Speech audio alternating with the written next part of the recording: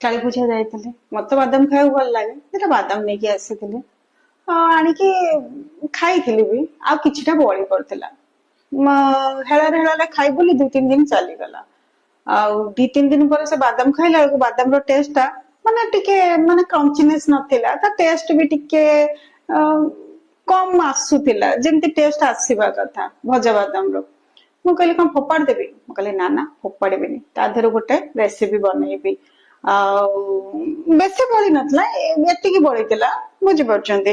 ଆଉ ଚାଲନ୍ତୁ ନା ଆଜି ସେଇ ବାଦାମର ଗୋଟେ ରେସିପି ବନେଇବା, ବହୁତ କମ ସାମଗ୍ରୀରେ, କମ ତେଲରେ, ପୁରା ହେଲ୍ଦି ରେସିପିଟେ। ଭାତ ରୁଟି ସବୁଥିରେ ଖାଇବାକୁ ବି ଟେଷ୍ଟ ଲାଗେ, ମତେ ତ ଟେଷ୍ଟ ଲାଗେ। ମୁଁ ଜାଣିନି ଆଉ କାହାକୁ କଣ ଲାଗିପାରେ, ସମସ୍ତଙ୍କ ଟେଷ୍ଟ ଅଲଗା ଅଲଗା ଥାଏ ନା, ବୁଝିପାରୁଛନ୍ତି। ଚାଲନ୍ତୁ ଆଜି ସେ ରେସିପିଟା ବନେଇବା। ତା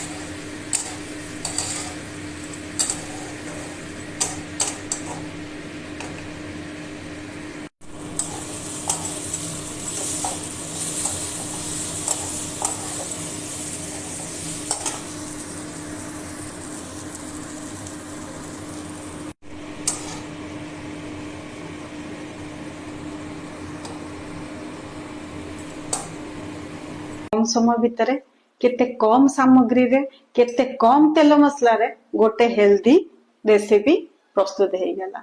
ଏଥର ମୁଁ ତ କରିସାରିଲିଣି, ମୁଁ ତ ଯାଉଛି ଖାଇବି, ଲଞ୍ଚ ଟାଇମ ହେଇଗଲାଣି। ଆପଣ ମାନେ ବି କେବେ କରିକି ଖାଆନ୍ତୁ ନା, ଆପଣଙ୍କୁ ନିଶ୍ଚୟ ଭଲ ଲାଗିବ। ଆଉ ଯୋଉମାନଙ୍କୁ ହେଲ୍ଦି ଖାଇବାକୁ ପସନ୍ଦ, ସେ ନିଶ୍ଚୟ ତାକୁ କରିକି ଖାଇବେ। ଦେଖନ୍ତୁ ମୁଁ ଗୋଟେ ବାଇଟ ନେଇକି ଖାଉଛି, ତାପରେ ଭାତ ବାଢିକି ବସିକି ଆମେ ମାଛ ଖାଇବୁ ନା।